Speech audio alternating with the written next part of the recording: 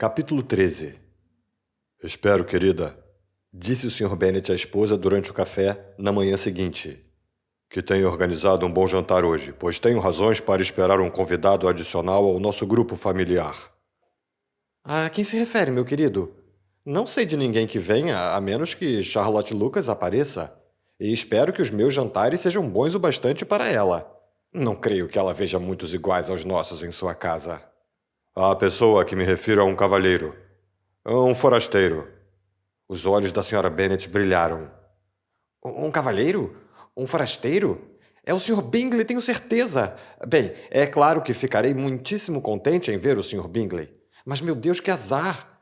Não há nenhum toco de peixe para servir hoje? Lydia, meu amor, toque a campainha. Tenho de falar com a Hill agora mesmo. Não é o Sr. Bingley, disse o marido. É alguém que eu nunca vi na vida. Isso provocou um espanto geral, e ele teve o prazer de ser questionado com impaciência pela mulher e pelas 5 filhas ao mesmo tempo. Depois de se divertir por algum tempo com a curiosidade delas, ele se explicou. Cerca de um mês atrás eu recebi esta carta, e cerca de 15 dias atrás eu a respondi, pois julguei que se tratasse de um caso um tanto delicado, que exigia pronta atenção. É do meu primo, o Sr. Collins, que, quando eu morrer, poderá expulsar todas vocês desta casa quando quiser. Ah, meu querido, exclamou sua esposa. Não aguento ouvir você mencionar isso. Por favor, não fale desse homem odioso. Acho a coisa mais dura do mundo ver esta propriedade retirada de suas filhas. E tenho certeza de que, se eu fosse você, há muito teria tentado fazer alguma coisa a esse respeito. Jane e Elizabeth tentaram explicar a ela o que era um morgadio. Já haviam tentado isso muitas vezes, mas esse era um assunto que, para a Sra. Bennet, estava além do alcance da razão. E ela continuou a queixar-se amargamente da crueldade de se retirar uma propriedade de uma família de 5 filhas em favor de um homem com quem ninguém se importava. Não resta dúvida de que se trata de um negócio muito injusto, disse o Sr. Bennet. E nada pode absolver o Sr. Collins da culpa de herdar Longbourn. Mas se vocês ouvirem a sua carta, talvez se acalmem um pouco pela maneira com que ele se exprime. Não, com certeza não. E considero muita impertinência da parte dele escrever para você. É muita hipocrisia. Eu detesto esses falsos amigos. Por que não continuar as turras com você, como o pai dele costumava estar? Ah, é claro. Sobre esse ponto, parece que foi acometido de certos escrúpulos filiais. Ouçam. Hunsford, perto de West Ham, Kent, 15 de outubro.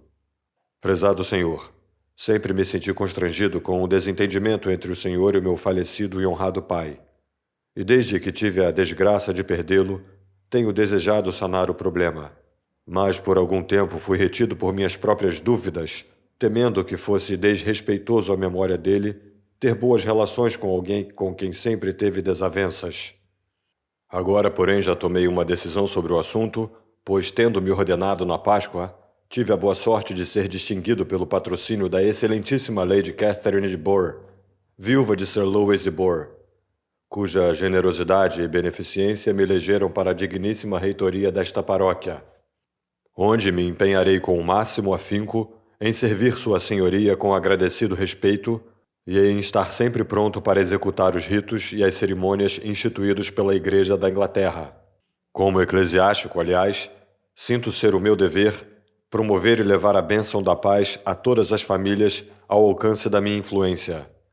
E fundamentando-me nisso, gabo-me de que as minhas presentes ofertas de boa vontade sejam muito recomendáveis e de que a circunstância de vir eu a ser próximo herdeiro da propriedade Longbourn será gentilmente desconsiderada pelo senhor e não o fará rejeitar o ramo de oliveira que lhe ofereço. Não posso deixar de me preocupar em ser ocasião de prejuízo para suas amáveis filhas e peço vênia para me desculpar por isso e para lhe garantir que estou disposto a compensá-las de todas as maneiras possíveis. Tratemos disso mais tarde, porém. Se o senhor não tiver objeções em receber-me em sua morada, proponho a mim mesmo a satisfação de visitar o senhor e a sua família, segunda-feira, 18 de novembro, às 4 horas. Provavelmente abusarei da sua hospitalidade até o sábado da semana seguinte, o que posso fazer sem nenhum inconveniente, pois Lady Catherine nenhuma objeção faz a que eu me ausente por um domingo. contanto que algum outro eclesiástico se encarregue de executar os serviços do dia. Aceite, caro senhor, os respeitosos cumprimentos e votos à sua esposa e filhas do seu amigo William Collins. Às 4 horas, portanto, aguardaremos esse cavalheiro pacificador, disse o Sr. Bennet enquanto dobrava a carta.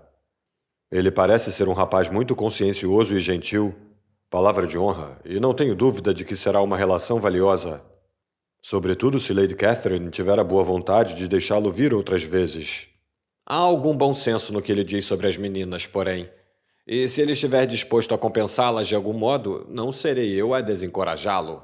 Embora seja difícil, disse Jane, adivinhar de que maneira ele possa compensar-nos como julga de direito, ele tem certamente o mérito da intenção. O que mais chamou a atenção de Elizabeth foi sua extraordinária deferência perante Lady Catherine e sua boa intenção de batizar, casar e sepultar seus paroquianos sempre que necessário. Acho que ele deve ser meio esquisito, disse ela. Não consigo imaginá-lo. Há algo de pomposo em seu estilo. E o que quer dizer com essas desculpas por ser ele o futuro herdeiro? Não é de crer que ele mudasse isso se pudesse? É possível que ele seja um homem sensato, papai? Não, querida, acho que não. Tenho grandes esperanças de que seja o exato oposto disso.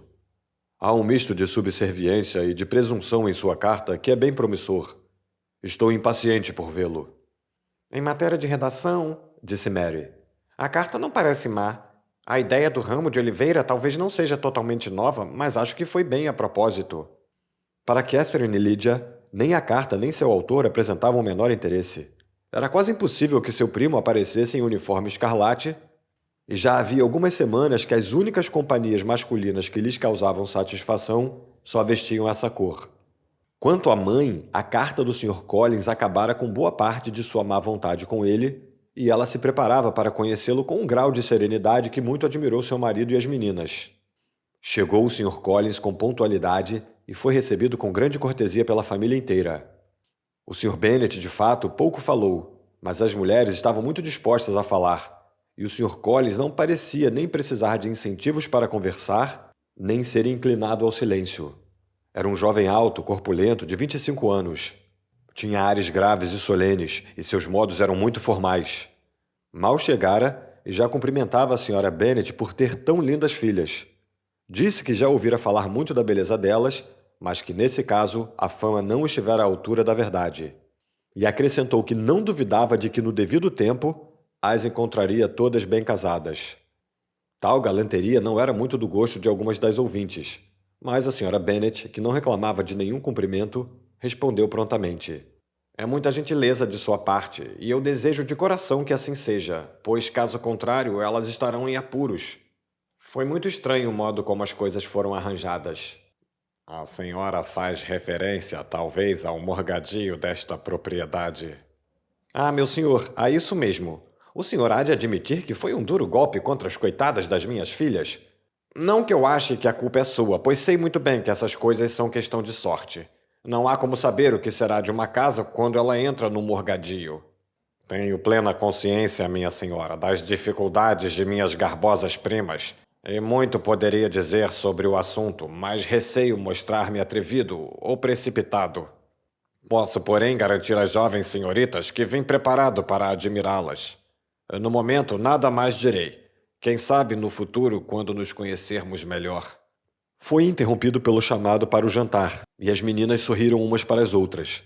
Não eram elas os únicos alvos de admiração do Sr. Collins. O hall, a sala de jantar e toda a mobília foram examinados com satisfação, e seu elogio a tudo aquilo teria tocado o coração da Sra. Bennet, não fosse a torturante suposição de que ele estaria vendo todas aquelas coisas como sua futura propriedade. Também o jantar, por sua vez, foi muito admirado, e quis ele saber a qual das lindas primas se devia a excelência do cardápio.